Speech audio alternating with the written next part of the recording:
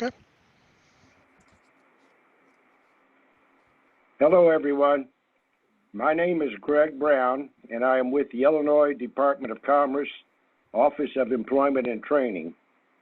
Welcome to this presentation, which has been created for workers laid off from the U.S. Steel facility in Granite City. This presentation is designed to assist you in assessing relevant information and important resources and links to available services. Before I continue with my introductory remarks, I want to let you know that our Trade Act associates filed a Trade Act petition on May 14, 2020, on behalf of the impacted workers of the Granite City facility. The petition is currently under investigation by the U.S. Department of Labor.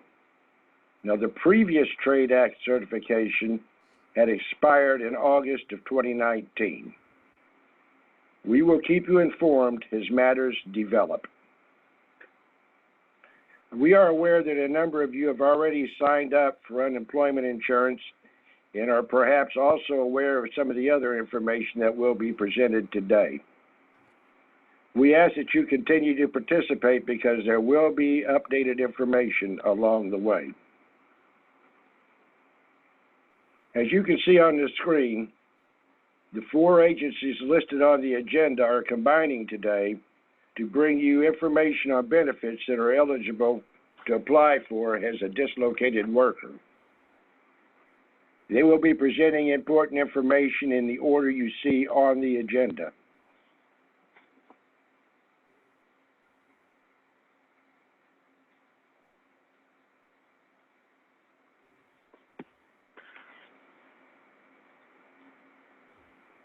At the conclusion of each speaker's presentation, we will also be accepting questions from you that we will address. So please hold your questions until the proper time. These benefits are also available to you and have already been paid for with your own tax dollar. There is one benefit, however, that your former employer has paid for, and this is your unemployment insurance benefit. You will receive more information regarding this benefit a little later in this presentation. Let me share a little bit about the law that governs workforce benefits. It's called the Workforce Innovation and Opportunity Act, or WIOA for short. It is called an act because it's an act of Congress, simply meaning it's a federal law. WIOA provides services for adults, youth, dislocated workers, and spouses of dislocated workers. So what is a dislocated worker? A dislocated worker is an employee who will be laid off or has already been laid off from their employment through no fault of their own. Once you receive your official separation date from your company, which will be your last official day of work, you will become a dislocated worker. Eligibility for services will then be determined by the expert folks that are going to be speaking with you in just a few moments. It is important to know that you have a window of eligibility, starting with your separation date and extending to the hiring date of your next job.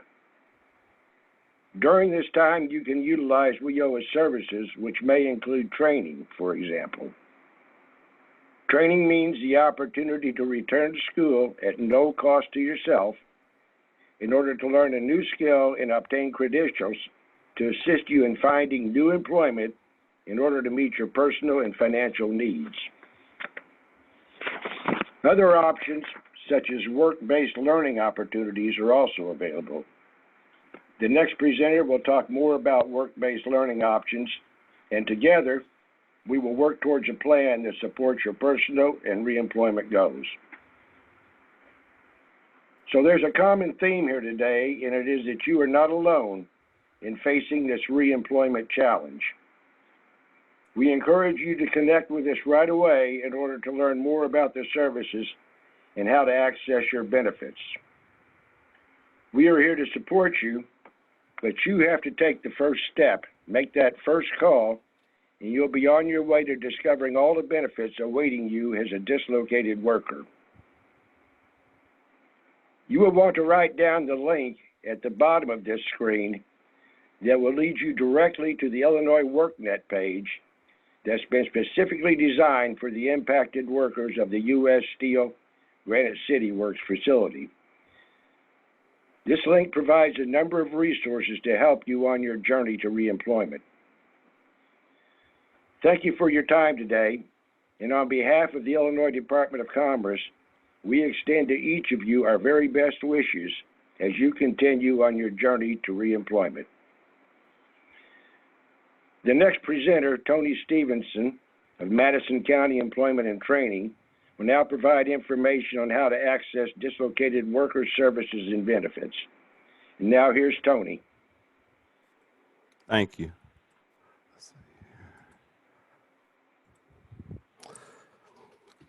Hi, my name is Tony Stevens. I'm with Madison County Employment and Training Department.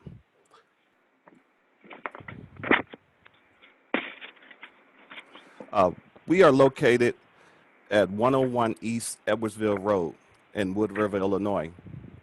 We serve Madison, Bond, Jersey, and Calhoun counties. At this time, our services are being provided by remote access via telephone, email, or by appointment only. Walk-ins are not available.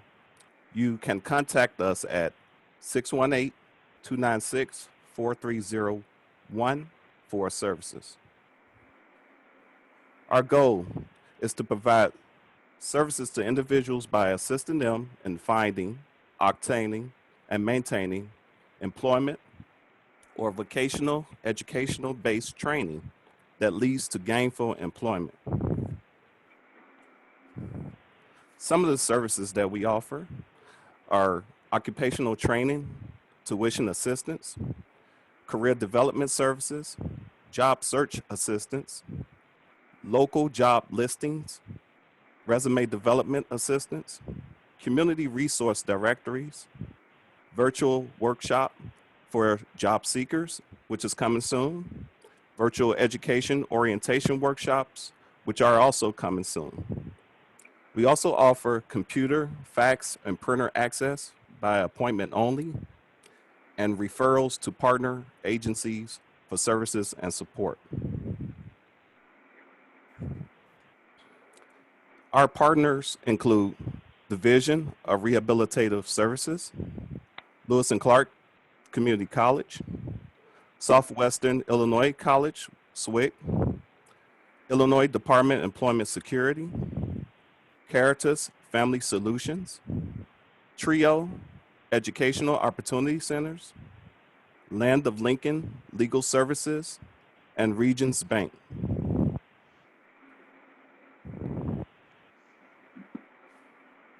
WIOA Training Service eligibility. Eligible to receive unemployment benefits or receiving unemployment benefits or exhausted unemployment benefits, displaced homemaker or spouse of a member of the armed forces who lost employment or became underemployed due to relocation, trade impacted workers, low-income adults, unemployed or underemployed meeting income guidelines based on family size, receiving benefits such as SSI, TANF, or SNAP. Our training programs. Our training programs have certain lengths to them. Some approved training programs are 6 months or less for those who are interested in short-term training. Some training programs range from 10 to 15 months for certificates and certifications, or up to 24 months for degree-level trainings. Fields of training includes healthcare occupations, vocational, industrial, computer information technology, vocational trades, manufacturing, transportation, and logistics. We have an exhaustive list of WIOA approved trainings, but some of the more popular ones I will read off: CDL truck driving training, CompTIA certification, aviation maintenance, electrical technology, nursing, which includes registered nursing, licensed practical nursing, and certified nursing assistants, industrial maintenance, water quality control operations, precision machining technology, process operations technologies. If you're interested in any of these programs or others that we may have, you can contact us at the 618-296-4301 number. Any questions?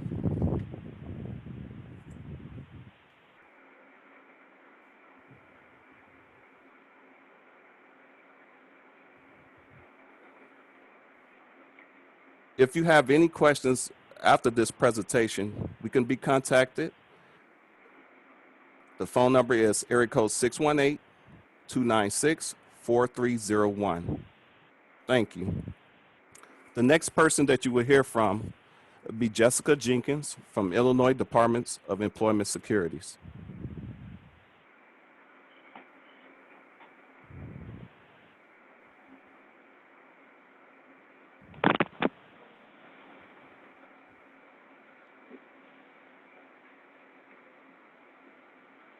Hello, this is Jessica from the Department of Employment Security.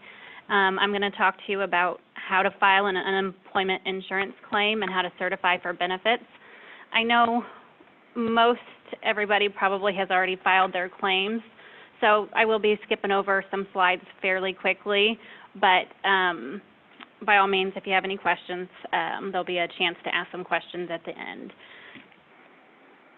Unemployment insurance is a state-administered program designed to provide workers with financial assistance during temporary periods of involuntary unemployment or underemployment.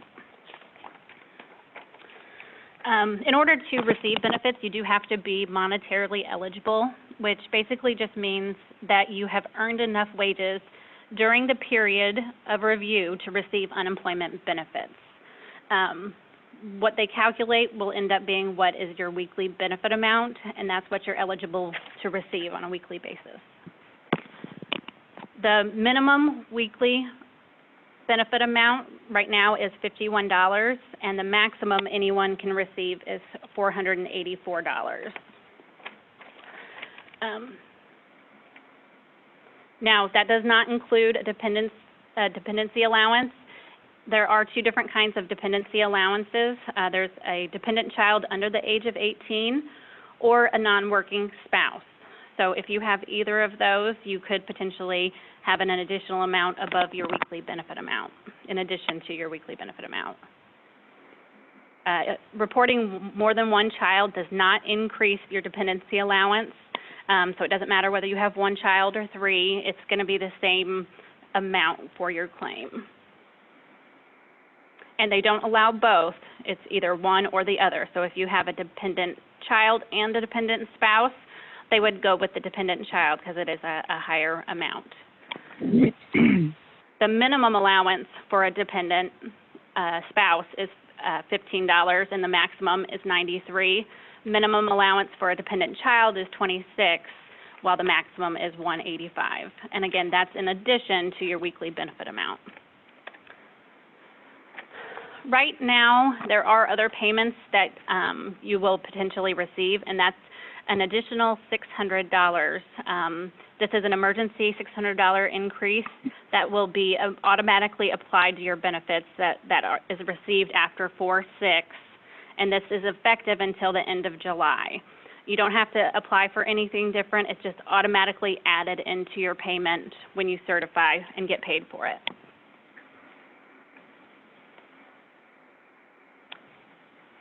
Besides just monetary eligibility, you do also have to be able, available, and actively seeking work, and also registered for Illinois JobLink.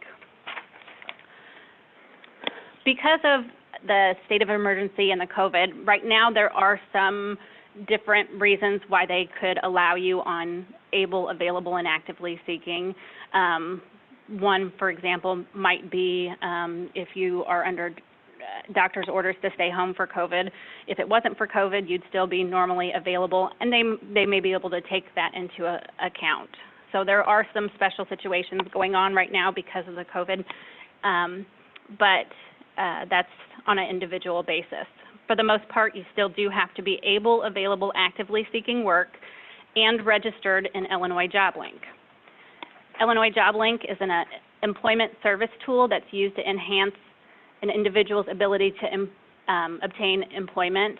If you've been on unemployment before, you most likely have already registered for Illinois JobLink, but you do want to go back on there, make sure your registration is complete, and that you have that resume on your Illinois JobLink account. If you don't know your username and password to Illinois JobLink, when you get on there, there is a way to recover it. So instead of entering a username and password, just go below there and say forgot username or password. This is where I'm going to go kind of quick because I know most of you do have your claims in. Things you need to file your claim: Social Security number, your driver's license or state ID, and your employment history for the last 18 months. Keep in mind when you're trying to register for unemployment, the questions that it asks, if it's talking about your driver's license, pull them directly from your ID because they're verifying it with Social Security Administration. You will also need name, Social Security number, and date of birth for any dependents you're wanting to claim. For unemployment purposes, we do want you to file the first week that you are unemployed. If you happen to be over your weekly, let's say you get laid off on a Friday and you're over your weekly benefit amount for that week, it would start your claim the following week. But you can file for benefits that first day after your layoff.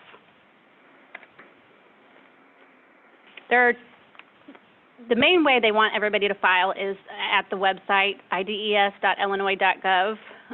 If there is some reason that it won't let you file online, you can contact Claimant Services at 800-244-5631. They can do your claim as well. What happens next? IDES is going to send you a UI finding sheet. That's going to be your first paper that probably comes in the mail. And what that has is going to have your weekly benefit amount, which is the amount you're eligible for, your dependency allowance, if you have one, and most importantly, your first certification date. You want to pay attention to that first certification date because that's when you need to either call and certify or go back online and certify. That's what's going to trigger your payment, is those certifications.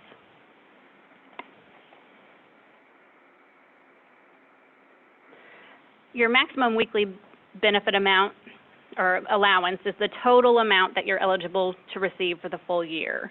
So basically, it's your weekly benefit amount times 26 weeks, because that's how long you can get that unemployment for.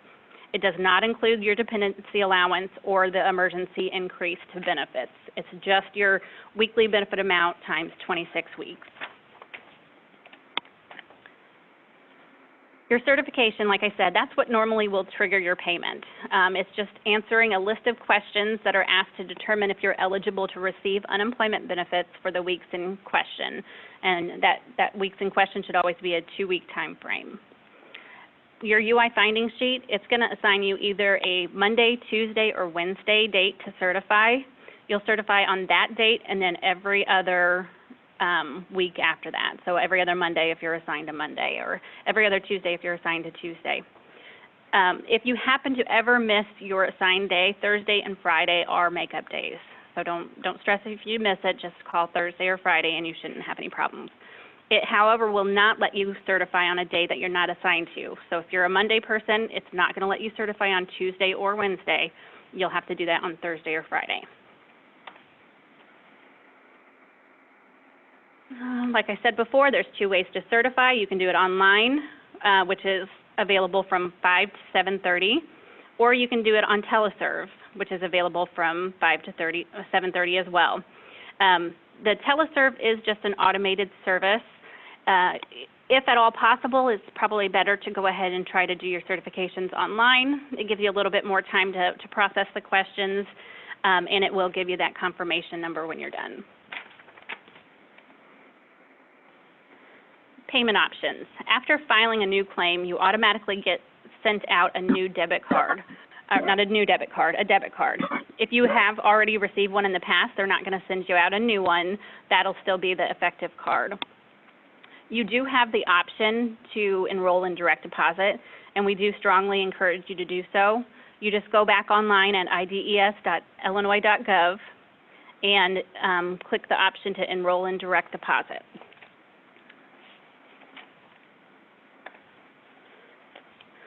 Once you have certified for benefits, that's when your payment will be triggered. Typically, if there's no other issues going on with your claim and all of your certification questions were answered okay, then you will have that payment in 2 to 3 business days.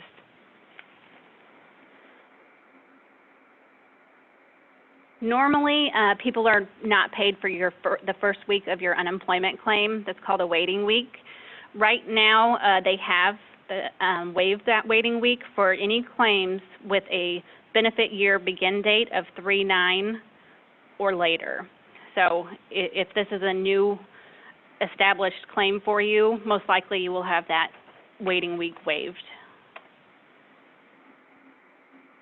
Unemployment insurance benefits are subject to state and federal income taxes. You can elect to have them deducted out of every paycheck or out of every unemployment check, or you can take care of that at a later time. And then they just have a few frequently asked questions here. Can I work and receive benefits? The answer is yes. The way it affects your unemployment is you can earn up to half of your weekly benefit amount, and we don't penalize you at all. We do ask that you report that on your weekly certifications, but it won't deduct anything from your benefits. Anything you go over half of your weekly benefit amount, they subtract that out of your benefits. So if you go $10 over your benefits, they would subtract 10 from your unemployment. Or I think if you go $10 over half, they would subtract that $10. Once you receive wages that are equal to or greater than your weekly benefit amount, that would actually close out your claim, and then you'd have to get your claim reopened for the next week that you're going to be under your weekly benefit amount.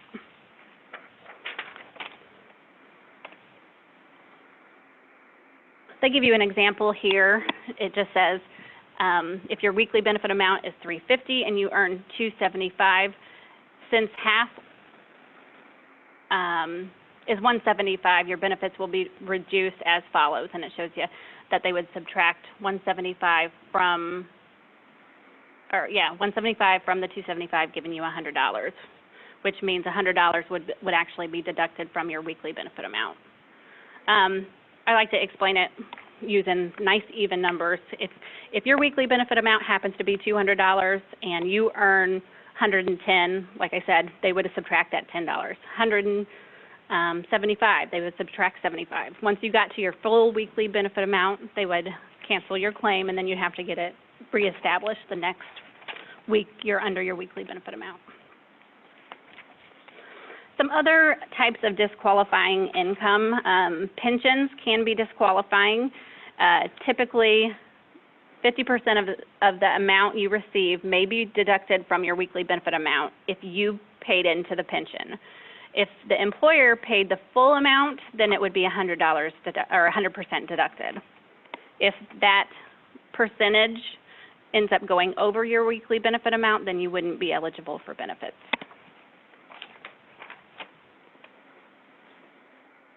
Workers' compensation, that is something we take a look at. It is not the same thing as unemployment. Workers' compensation is a payment made based on Workers' Compensation Act and are paid due to temporary disability. If you do receive workers' compensation, 100% of your workers' compensation will be deducted from your weekly benefit amount. Here's some really important information to write down. Where you can go online to file your claim, certify for benefits, check your payment status, enroll in direct deposit, all of that is www.ides.illinois.gov. If you decide to certify over teleserve, the automated system, that's 1-312-338-4337. claimant services, that's where you can actually speak to a live person to resolve any potential issues, and that's 1-800-244-5631. And we have a fax number for sending documents, and that's 1-217-557-4913. I do want to add that something new that they started is that you can go online to the ides.illinois.gov and upload documentation for your case. So if you have an interview where they're needing your pension amount and you have that document, you can actually upload that to your case file by just going to ides.illinois.gov, clicking the option to upload your document. It will ask you your claimant ID and your name and the type of document, and then you can upload it to your case file. That does not trigger somebody to look at it, though. So if you upload something, nobody's going to know it's there unless they've asked for it, or you call the 800 number and let them know that you've submitted some documents. And now I'll take any questions, if anybody has any questions for IDES. Yeah, I have a question. I filed my unemployment on the 9th, Yes. and I did it online, and it showed that I would be getting the $669 plus the $600. Okay. And I got my ID, I got a confirmation number, and then when I got my letter in the mail, it does not show my dependent allowance. And I have been calling that 1-800 number for about 5 days now. Yes. 10, 15, 16 times a day. Nobody answers, and they just hang up on you. If you would, are you on the computer or are you on a phone? I'm on my phone. Okay. Trying to think. What's the best way to do it?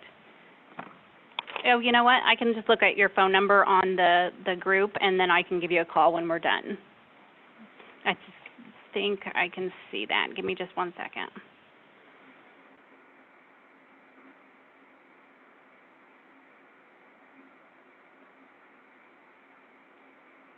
Okay. Oh, yes, I see your number, so I'll give you a call when this is done, okay? Okay. Any other questions? You're welcome. All right, then. Up next is Christiana Sam with Employee Benefits and Security Administration, and she's going to talk to you about health options and insurance options. Okay, thank you.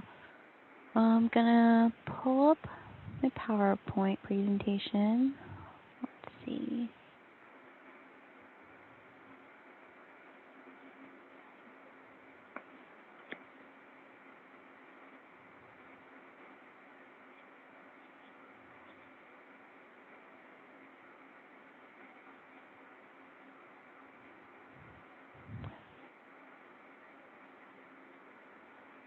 Okay, and I think everyone can see the slides now.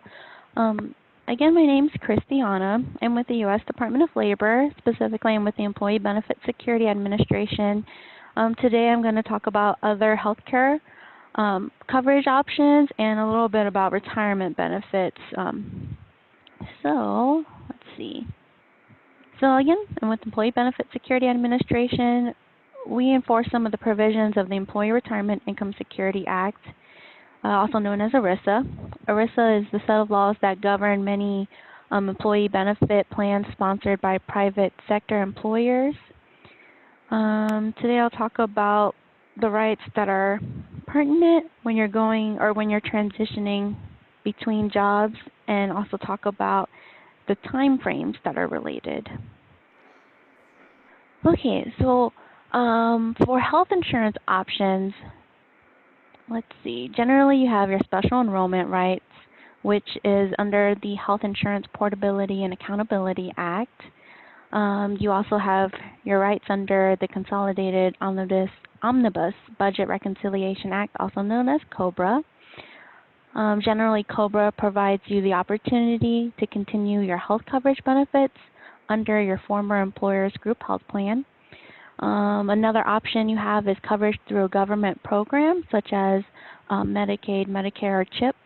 And then there's also individual health coverage under the marketplace. Okay, so first we'll talk about special enrollment rights. Special enrollment rights under HIPAA requires a group health plan to let you jump on should you lose coverage through your employer.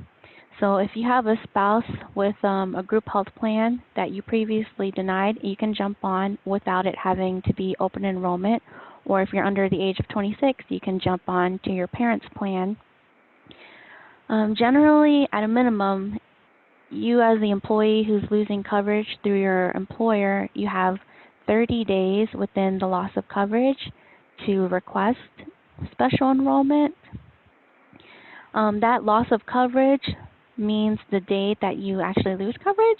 So if you separate from employment, like if your last day of work is May 21st, but you know your insurance or your coverage isn't going to end until May 31st, you have 30 days from May 31st to special enroll or to request special enroll. The coverage becomes effective first of the month following your application.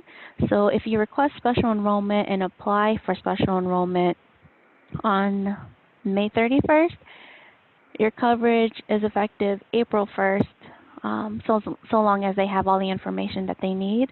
But if you wait until April 1st to apply, then your coverage isn't going to be active until, or sorry, not April, June 1st. Then your coverage isn't going to be active until July 1st, the first of the following month.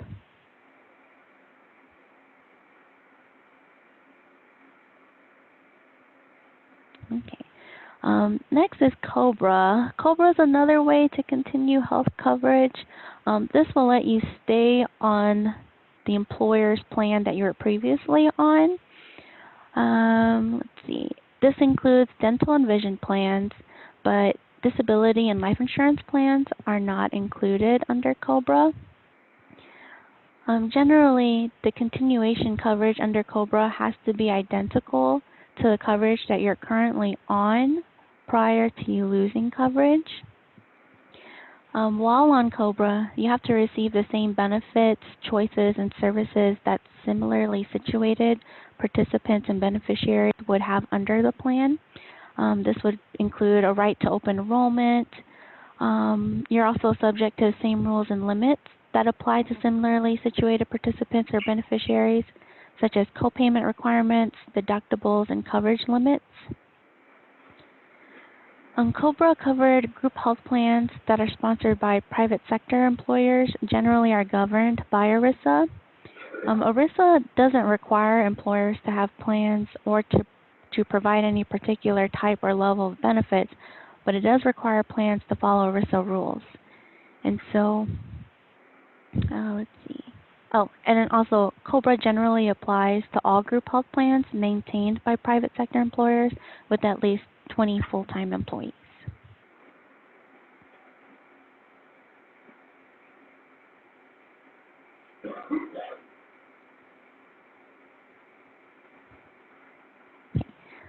So generally, COBRA is available for a duration of 18 months following job loss. If you sign up for COBRA, you're not locked in for the full 18 months. It's just you can have COBRA up to 18 months. While on COBRA, your premium can be up to 102%, and what that looks like is if while an active and employee, you know you're only paying about 60% of your premiums and the employer was covering 40% of those premiums, well, while on COBRA, you'd be responsible for up to the full cost plus 2% of whatever the premiums are in order to maintain coverage under COBRA. Generally, that COBRA notice and election form will be mailed out to you after your coverage ends, usually around 2 to 3 weeks, but under federal regulations, the employers, they do have 44 days to provide that notice and election form. The coverage is retroactive, so if coverage does lapse between the time that you leave employment and the time that you receive your paperwork, you can sign up and then pay for COBRA, and it'll be retroactive back to when you first lost coverage. From the date of the notice or the election form, which is usually the day that you get it in the mail, you as the participant have 60 days to elect COBRA and then 45 days to make your first payment.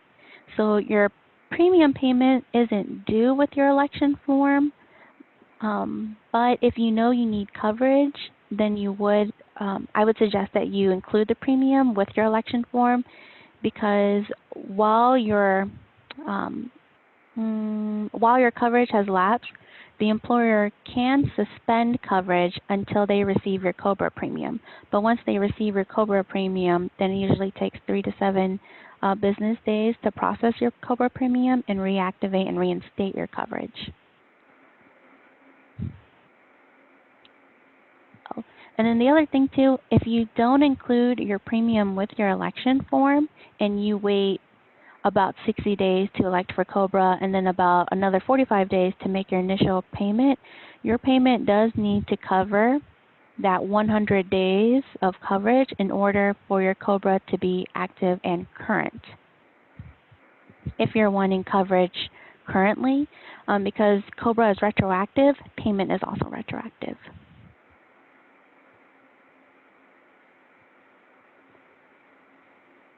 All right, so recently, just last month, the department and the IRS issued a joint notice that allowed for an extension of time frames. Generally, before I had mentioned, the employer has 44 days at a maximum to send you your COBRA packet, that you have 60 days at a minimum to elect COBRA, and you have 45 days after you elect COBRA at a minimum to make your first initial payment. Under this new joint notice, your time frames to elect COBRA or to pay COBRA do not start until after what's called an outbreak period. And under this joint notice, the outbreak period started March 1st, which was the beginning of the national emergency declared by President Trump. The outbreak period will end when President Trump declares the national emergency is over, or any other such date announced by the Department of Labor, which has not been announced. And so we're currently in our outbreak period, which means if you receive your COBRA notice tomorrow, your 60-day time frame to elect COBRA does not start until after the outbreak period begins. Now, that's good for you if you're not sure you're wanting or needing coverage under COBRA, but you're wanting more time to decide if you want it. It's bad if you decide you need it, because then, like I mentioned before, payment is retroactive and you'd have to pay for all the months that you wanted it for. And they'd have to be consistent starting from the date that you lost coverage. Where this can be good is if you're already on COBRA. Generally, your monthly premiums are due the first of the month, but you get a 30 days grace period. That's under our procedures, or that's under the rules normally. Under this joint notice, you get an extra time frame. Your 30 days grace period doesn't start until after the outbreak period, so if you're needing more than 30 days to pay your COBRA premium, this would help you out. This rule also applies to special enrollment. Normally, you have 30 days to request special enrollment, and let's say for whatever reason you're not able to special enroll within the 30 days time frame. Well, your 30 days time frame didn't start, and it's not going to start until after the outbreak period. So this gives you a little bit more time to jump onto a spouse's plan or onto a parent's plan if you're under 26. If for some reason, like, you do special enroll, but then you adopt or you have a newborn. This is Cristiano with the U.S. Department of Labor. Sorry I can't come to the line. If you could leave your name, phone number, a brief message, and dates and times that I can best reach you at, I appreciate it. Thank you. Bye-bye. Oh, sorry. I think I disconnected for a second. I'm going to go back and talk about special enrollment. Special enrollment, you have 30 days to make your special enrollment request, but that 30 days doesn't start until the outbreak period ends, which we're still in the middle of the outbreak period. So you do get this extra time to jump onto a spouse's plan or a parent's plan. If for some reason you have a newborn or you adopt, but you're not able to special enroll them during during your 30-day period, you have this outbreak period that we're currently in that gives you an extended period of time. And the same thing also goes for filing claim for benefits or appealing a denial of claims if you've recently submitted, if you've recently gone to a doctor's office or had some kind of service that's been denied, you get an extra time to appeal. All right, so additional COVID protections. Currently, group health plans must cover both diagnostic testing and certain related items and services provided during a medical visit without cost sharing, prior authorization, or medical management. This includes urgent care visits, emergency room visits, and in-person or telehealth visits to the doctor that result in an order for or administration of a COVID-19 test, including where rendered by an out-of-network provider. So what that means is if you get COVID testing and your insurance carrier tries to charge you an out-of-network cost, they're not supposed to do that. And if that happens, I would reach out to the insurance carrier to try and resolve it. But if you're not able to resolve it with the insurance carrier, that's when you can contact our agency, and our contact information will come up at the end of the presentation.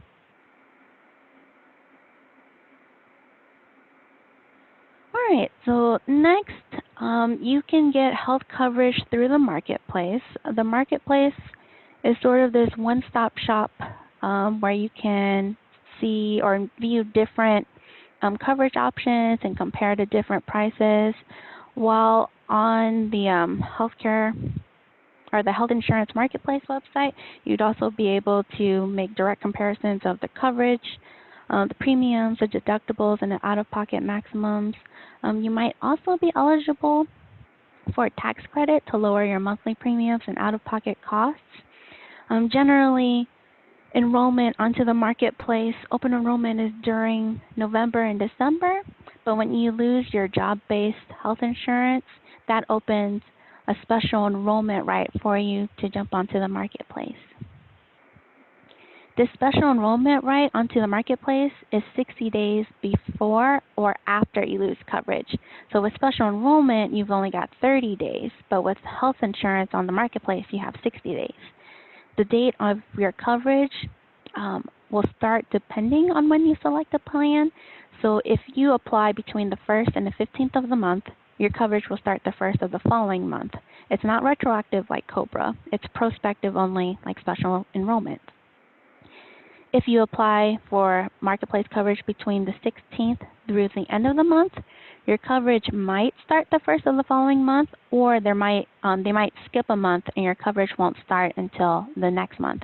So for example, if you apply for marketplace coverage today, May 21st, your coverage might start June 1st, or it might start July 1st. And then you can visit healthcare.gov for more information about marketplace coverage. Again, that's healthcare.gov.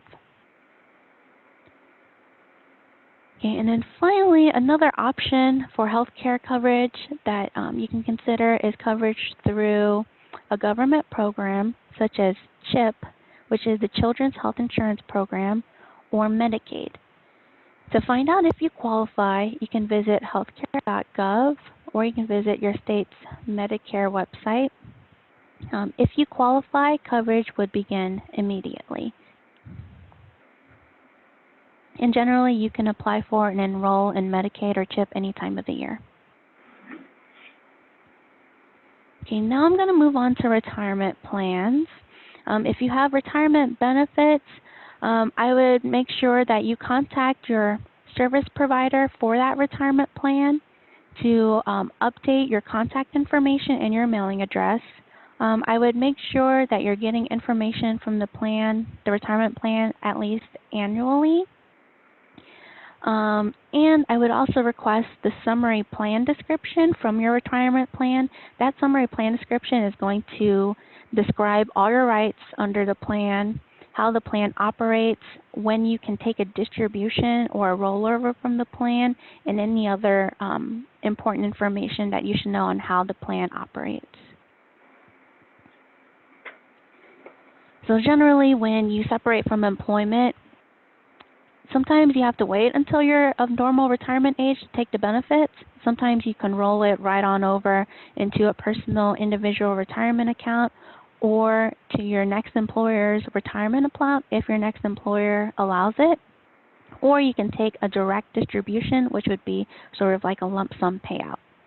If you decide to keep your funds in that same retirement plan, I would advise that you make sure your information is up to date, that your beneficiary designation is up to date, because it is possible for you to lose track of your plan. So let's say you move and you forget to update your mailing address, or you change phone numbers and you also forget to change or update your phone number with the service provider.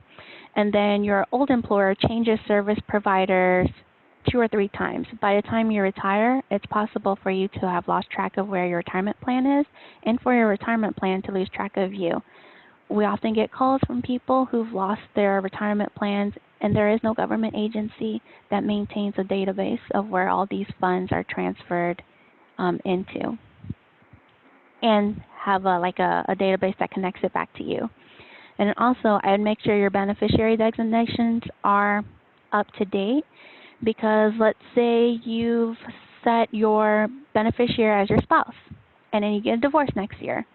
And then 10 years from now, you set up a will, and you leave everything to your sister.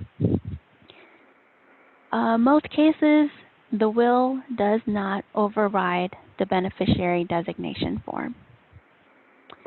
So I would make sure, and let's say during the divorce, you, settle that your spouse isn't going to get any part of your 401k. It's still possible that your spouse might get part of it, since the beneficiary designation form might not overrule the settlement agreement.